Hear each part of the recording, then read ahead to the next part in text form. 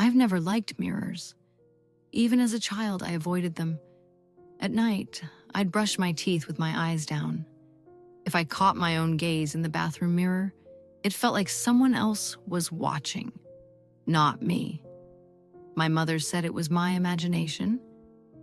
But once, when I was 6, I saw my reflection blink. I screamed. She covered the mirror with a towel after that. We never talked about it again. When I moved into my new apartment, it had mirrors everywhere, framed ones, tall closet mirrors, even one in the kitchen backsplash. The landlord said it was to make the space feel larger. It just made it feel exposed, like I was living inside a pupil. But the place was cheap, quiet, no roommates.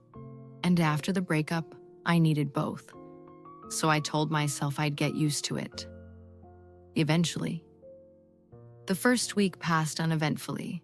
I covered most of the mirrors with sheets and tape, but I left one, the tall bedroom mirror, by the closet. I told myself I needed one, for my own sanity. Routine, normal things. The first time it happened, I was brushing my hair, sleepy, blank, barely awake. I ran the brush through once, twice, 3 times. Then I paused, because the reflection didn't. It kept brushing. Once, slowly, as if savoring the motion. And then it froze. I stood perfectly still, and then I saw it blink.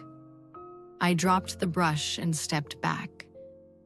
The reflection caught up like a laggy video stream.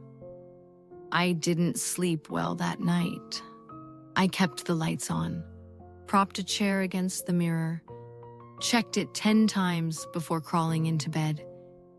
In the morning, the chair was knocked over. The mirror was clean, cleaner than I remembered ever leaving it. And I couldn't find the brush. By the second week, the reflections weren't just slow, they were wrong. In the hallway, I saw myself pause mid-step while I kept walking. In the bathroom, the cabinet mirror showed me smiling faintly, even though I wasn't.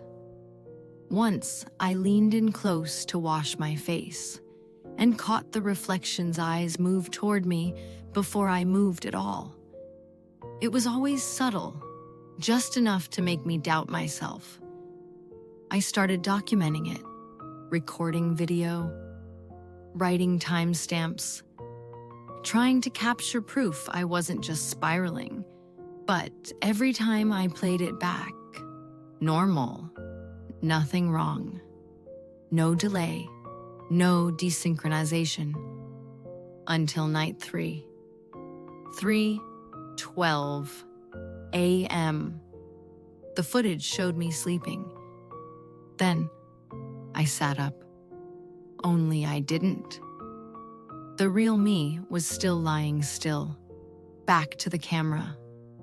The other me moved silently, fluidly, got out of bed, stood in front of the mirror, tilted her head, whispered something, and then she turned to look directly at the camera. My eyes, but not my gaze. I paused the video. I didn't want to hear what she said. I sent the clip to my sister. She called me at 2 a.m. "You're not in this video," she said. "What do you mean?" She was crying.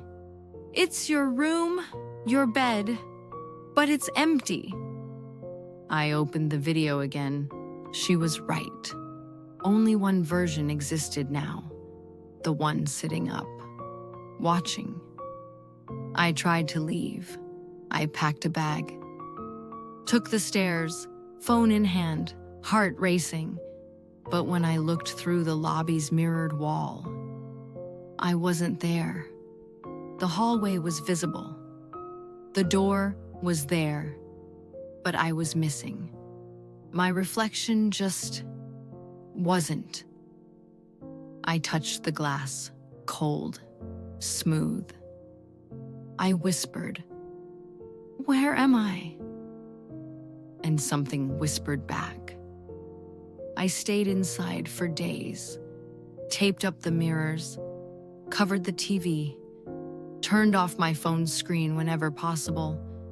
Even stainless steel appliances felt like they had eyes, but she still found ways in. A drop of water on the countertop would shimmer, and I'd see my face grinning at me from an angle I wasn't standing in. My laptop screen booted up in the middle of the night. I'd hear keys clacking from the other room. Once, I found an email in my drafts folder. Subject, "Let me in." Body, blank. Then I started waking up in strange places. Kitchen floor, closet. Once, fully clothed in the bathtub, I'd wake with bruises on my palms, dirt under my nails. One morning, I woke up standing in front of the mirror, hand pressed flat against the glass. I was whispering, but my voice felt far away, like it was being piped in from another room. The reflection was smiling. Her mouth moved before mine. And then, in a single blink, I was back in bed. But my handprint was still there. That's when I found the journal, tucked behind a loose floorboard in the closet. It was water-damaged, brittle, pages curled and stained. Most of it was illegible, but a few entries stood out. She comes out in fragments now, not all at once. Mirror's not just glass, it's a door. The last tenant tried to smash it. The wall bled. It remembers every face it's ever swallowed. The name inside the cover was unfamiliar, but the handwriting on the last page looked exactly like mine. My days blurred together. Sometimes I'd see her sitting on the couch through the TV screen, waiting. Once, I caught her walking down the hallway mirror toward me. But when I turned, the hallway was empty. Yet I still heard footsteps, softer than mine. I called my landlord again. He sounded confused. "There's no mirror in that bedroom," he said. "There is," I said. "Tall, black frame." "I took it out when I repainted. That unit's never had one since." He paused, then added, "You, sure you're okay?" I hung up, went to check, pulled at the frame. It didn't budge, like it wasn't hanging on the wall, like it was the wall. That night, she stepped out. Not all the way, just enough to convince me. Her hand first, pale and too long. Then part of her face, a shimmer of hair. She leaned out just far enough for our noses to nearly touch. I stood frozen. She tilted her head, my head, then whispered, "Almost ready?" Then she laughed.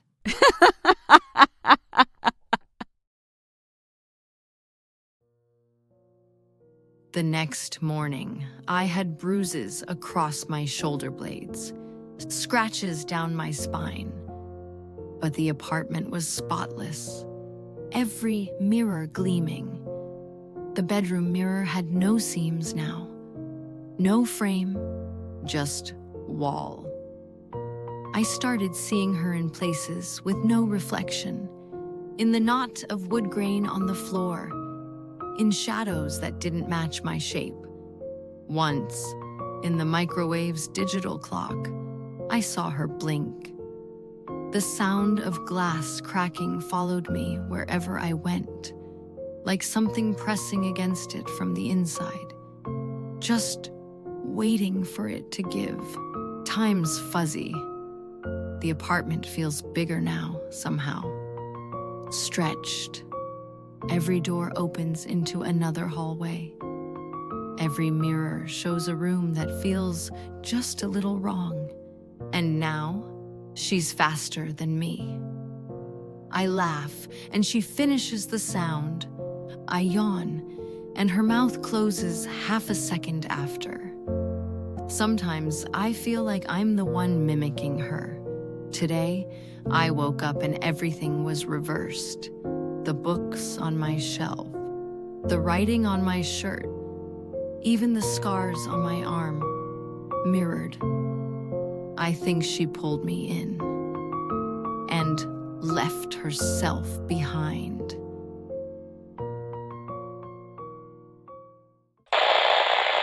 Transcription 1, Unit 2, B Inspection, March 14th, Entry 7. Officer Riley. We arrived at Unit 2B around 6:50 p.m. after the neighbor reported screaming. No signs of forced entry. No signs of a tenant either. Apartment was pristine, oddly clean, like no one had ever lived there. But I did find something strange. Behind the wall where the closet used to be, there's this massive full-length mirror. Seamless. Built into the drywall. And the weirdest part, I saw my reflection blink before I did.